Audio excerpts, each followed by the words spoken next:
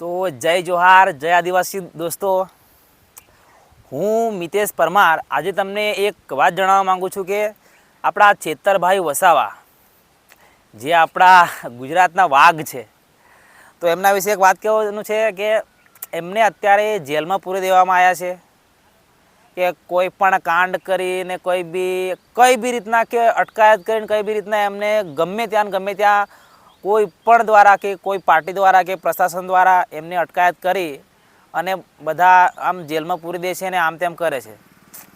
તો આપણે ચેતરભાઈ વસાવા આપણા માટે લડે છે, આપણા સમાજ માટે બી કોઈ પણ સમાજ માટે, ગરીબ લોકો માટે લડે છે, એ આપણે મદદરૂપ થાય છે.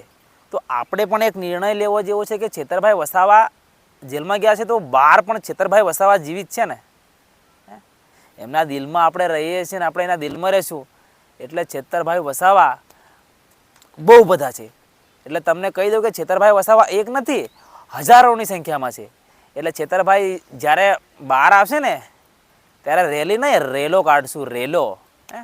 એટલે ખબર પડે આપણે જે પાર્ટીઓ જે અમુક જે ફસાવે છે અને જે પ્રશાસન છે, રેલો નીકળશે, રેલો. 2 મિનિટનો વિડીયો થઈ ગયો.